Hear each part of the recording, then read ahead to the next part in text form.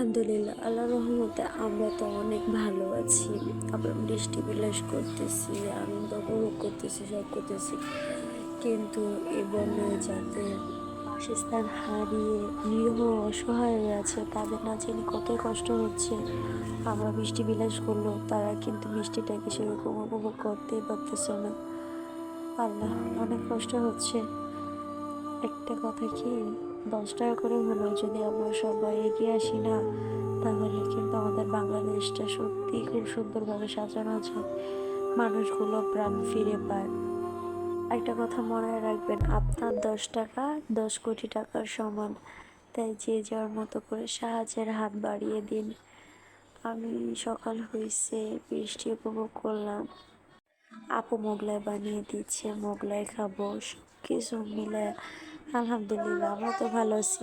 কিন্তু তারা, এই বন্যায় যারা কষ্ট করতেছে তাদের কি হচ্ছে? তারা তো একটা শুকনো খাবারও পাচ্ছে না। ইচ্ছে থাকলেও তাদের পাশে দাঁড়াতে পারতেছি না, কিন্তু আমি আমার যতটুকু পারি ততটুকু দিয়ে তাদেরকে সাহায্য করার চেষ্টা করছি। আপনারাও আপনাদের যতটুকু সম্ভব সাহায্য করুন, তাদের পাশে এগিয়ে আসুন। এদিকে ভয়াবহ পরিস্থিতি দেখে কোনো কিছু খাইতেও ইচ্ছে করে না। তারপরও আপু নাস্তা হিসেবে মোগলাই বানাচ্ছিল।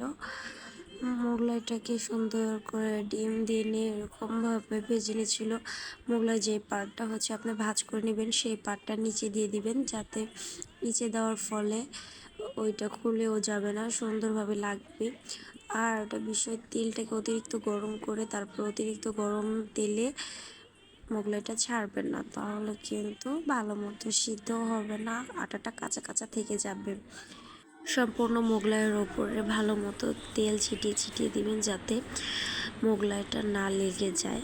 আর সব সময় মোগলাই ডুবন্ত তেলেই ভাজা ট্রাই করবেন। যে কোনো জিনিস ভাজার সময় ডুবন্ত তেলে ভাজলে ভাজাটা কিন্তু অনেক সুন্দর আর পারফেক্ট হয়, কাঁচাও থাকে না। এইভাবে আস্তে আস্তে আমি এপাট ওপাট করে ভেজে নিচ্ছিলাম। এক পার্ট ভালো মতো ভাজা না হলে উল্টে না দেওয়াই বেটার, কারণ উল্টালে যে কোনো সময় ভেঙেও যেতে পারে। ফলে এই আটাটার ডোটা অনেক পাতলা হয়। দেখুন মাশাআল্লাহ কত সুন্দর ফুলকো ফুলকো হয়েছে, আর এটা সুন্দরভাবে ভাজাটাও কিন্তু পারফেক্ট হচ্ছে, কত সুন্দর ফুলে উঠছে, কি ভিতরে ডিমগুলো ভালোভাবে ভাজা হয়ে গিয়েছে। ভালো মতো ভাজা হলে এটার ভিতরে একদমই কাঁচা থাকবে না, খেতেও কিন্তু অনেক মজা লাগবে। তো আমি এটাকে আমার ভাজা শেষ, সুন্দরভাবে আমি তেল থেকে উঠিয়ে নিচ্ছি। দেখো না কত সুন্দর আর পারফেক্ট হয়েছে, কত সুন্দর করে স্লাইস করা গেছে। এইভাবে বানাইলে কিন্তু আপনারা একটা বানিয়ে সবাই মিলে খেতে পারেন খুব মজা করে। আমি একটু দেখতেছিলাম আসলে কি সত্যি অনেক মজা হয়েছে কিনা, আর আপনাদের সাথে শেয়ার করার জন্য ছোট্ট একটা ক্লিপও নিয়ে নিয়েছি। আল্লাহ হাফেজ।